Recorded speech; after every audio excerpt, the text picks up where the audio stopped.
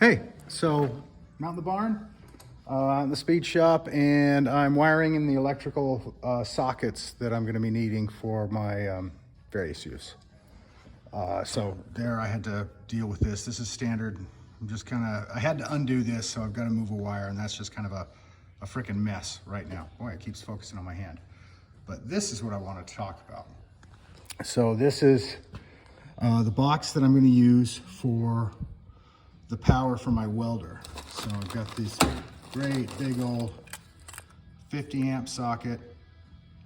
It's 240 volt 50 amp socket, and you'll notice I've got, this is the wire coming in from the breaker panel. So I've got a hot feed coming in, and then I've got going out. And the reason why is I've got other sockets that are going to be on that same feed. Now, I'm not going to be plugging in a welder in every socket all at the same time. It's more a matter of I want sockets throughout the speed shop, so when I need a welder, I can plug it in right there and not have to worry about it. So here we go, ready to go. But the issue is, in order to carry 50 amps at 230 volts, first off, it's 230 or 220, 230, 240. It's, you know, it's low of 240 or 220 and high of 240.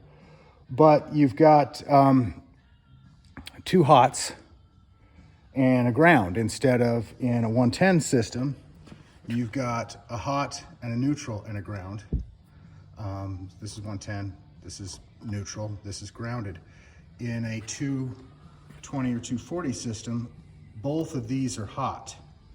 And here's the ground, okay? So it's slightly different. That's how it doubles the power. So what does that have to do with this? Big wires for 50 amps at 240 volts. I need 6-gauge wire, which means I've got massive wire, which means wire nuts are right out for making this junctions, because what I need is I need to bring a hot in and a hot out and a pigtail to go to the socket. And then this will be a hot in, a hot out, and there will be a pigtail going to the socket. And in order to do that, this is a product that I'm using, and this is a Polaris sales company. Polaris has the patent on this. There's a number of manufacturers that make the same thing. They license it from Polaris, but I happen to use these. And these are called monkey fists, or block adapters. And this is a magical part, and it's fantastic. And I've got one right here to show you what it is. So here's the part. And you can get them at electrical supply stores. You can't really get them at the big box stores. They don't really carry them, except online orders. They're not cheap. These are about, depending on where you get them, this size is anywhere from $15 to $27 a piece. They're not cheap. But what they are is, if you can focus in, let me see if I can get inside. So you see there's screws in there. And then here, there's plugs. And each one of these is just a cap. So let me pry that cap off real quick. There we go. So I pried the cap off, and inside, little Allen key.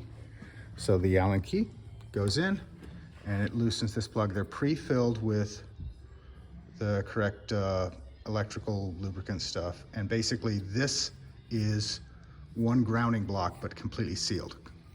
Like I said, it's often called a monkey fist. And that allows me to do a hot in, hot out, and a pigtail, clamp them down properly, stuff them in the box, not worry about a short, and everything's magical. So anyway, just real quick, wanted to show off this product. I'm not getting paid for it. It's a really good product. I had to buy it myself, so thanks for watching.